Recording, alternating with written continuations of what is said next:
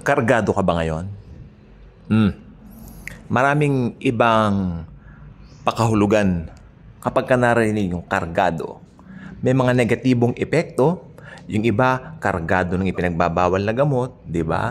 Yung iba naman, kargado ng mga problema, di ba? Maraming mga pakahulugan yan na negatibo ang dating.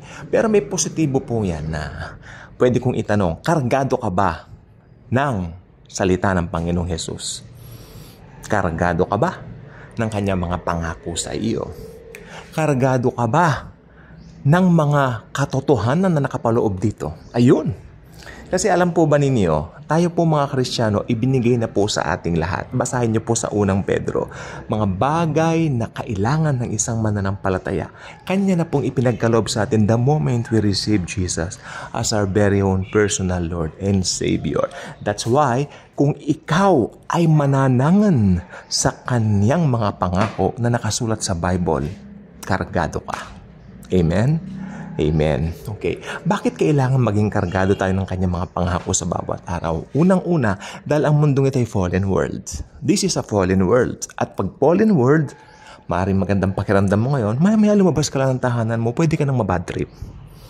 Learn it from me. Nangyari po yan sa akin kanina. Kaya nga po sabi ko, learn it from me.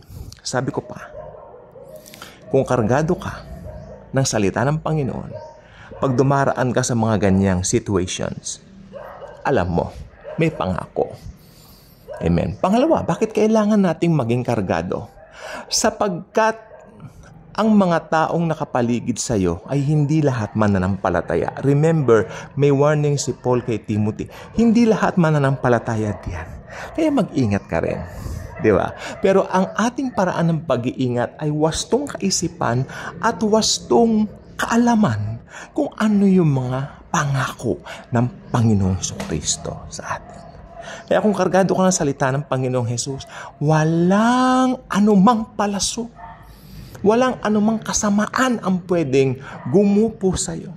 Maaring minsan siguro entertainin mo, maaring minsan siguro makapag-isip ka, pero yung igugupo ka nito, kailan man ito hindi mangyayari. Sapagkat ang Panginoong Jesus, sabi niya, I will never leave you nor forsake you.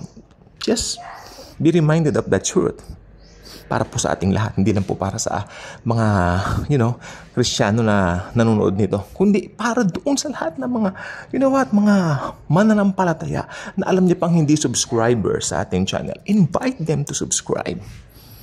Alam niyo po ba, whenever I make an episode of some vlogs like tulad nito, ang nasa isip ko, marinig o mapanood nawa ito ng mga taong nangangailangan kung anong sitwasyon meron sila, yung ito ay maging katugma ng kanilang sitwasyon. Magulo ba? Gusto ko yung vlog na ito, mapakinggan nila na, uy, para sa akin yan ganyan ang situation ko panalo, champion, di ba? Yung ganyan, simple. Pero happy tayo. We're Christians. Alam natin, kargado tayo ng salita ng Panginoon. Pero ang pinakamasaklap po, once nakalimutan mo yung mga pangako niya, alam niyo po ba, kanina pong umaga, medyo may kabigatan na naman po dahil ang dami kong iniisip. Pero hindi naman po mabigat, pero nakakapagod po talaga. Kailangan kong pumunta sa ganitong place. Pagbalik ko rito, medyo na bad trip na naman ako. Mainit pa ang panahon. Isama mo na yun. Traffic pa kanina. O diba? Kaya pag uwi ko parang wala akong ganang kumain. Sabi ko, papahinga muna ako. Until I found out, nakalimutan ko nag-devotion ng umaga. Nag-devotion ako 12:30 ng tanghali. Hindi ko sinasabi na pag hindi ka nag-devotion, hindi ka pagpapalain. Kundi, pag nag-devotion ka kasi first thing in the morning, fresh ang mind mo. Habang fresh yung mind mo, talagang kargado ka. Ngayon, that's why I feel like doing a vlog regarding being kargado of the Word of God. Ito po yun. Dahil, pag nakalimutan mo na magbaon at hindi ka kargado, titiyakin ko sa'yo, parang sa isip mo mananalo ang diablo. Pero sa isip lang.